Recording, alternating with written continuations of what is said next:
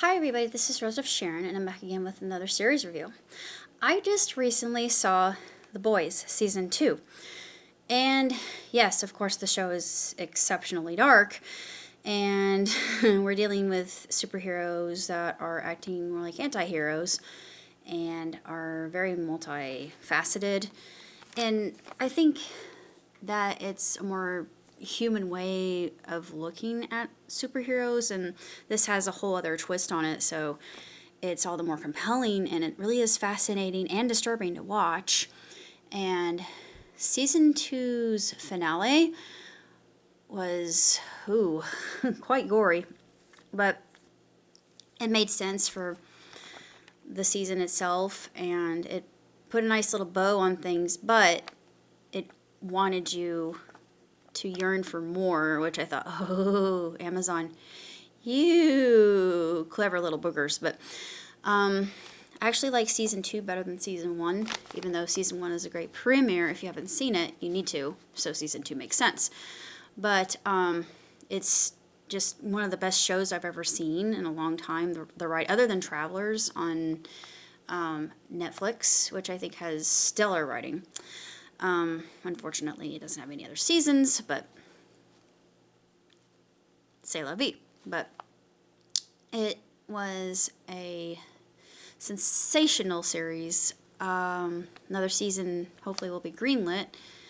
I know that the novel, the graphic novel, is far darker. I've actually read some of the graphic novel and almost shudder at just how sanguinary and grotesque it can be at times, but given the characters and their traits or lack thereof, it makes complete sense. But if you're a fan of superheroes, this is a whole other look at superheroes, and also your villains or your terrorists. They call them supervillains. They don't want to call them terrorists, and I thought, just call them what they are.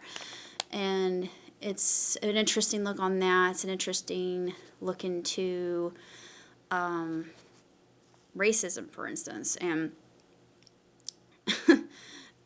also, one of the newer characters is very intriguing, and she reminds me of just a whole millennial subset. And I'm not saying all millennials are bad, but for the most part, I just don't like millennials, just due to the fact that they think they're so entitled and high and mighty, and she portrays that so well, and you love to hate her.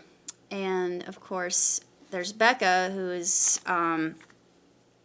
Butcher's wife, and there's an interesting plot with her, and I'm not going to get into it because I really don't want to spoil it, but the whole season is just beyond incredible. And normally I don't like Seth Rogen, but he poses some really good questions in the series, and ones that just will give you pause as a person if you have any kind of moral compass. And it's good for conversation, I think, and it's also just absolutely ingenious writing. And as a writer, I have to be amazed, and I have to give him kudos for that. I absolutely love it. I never thought I would be saying that about any of Rogen's work, but with this one, I think Rogen has the surefire winner. So I have to say, Seth Rogen can actually write some really fantastic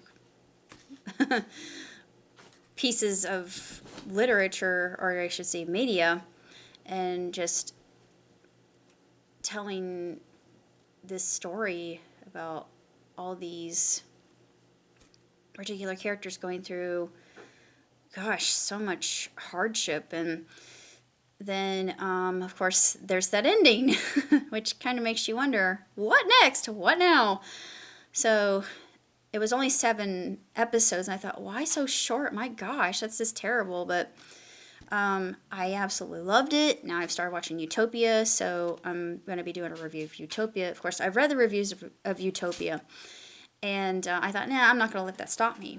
But already it's extremely dark, but so far I'm liking it. So far I really enjoy the premise of it. It's really disturbing, but other than that, that's all I gotta say. So until next time, live long, prosper. Ciao, tootsie.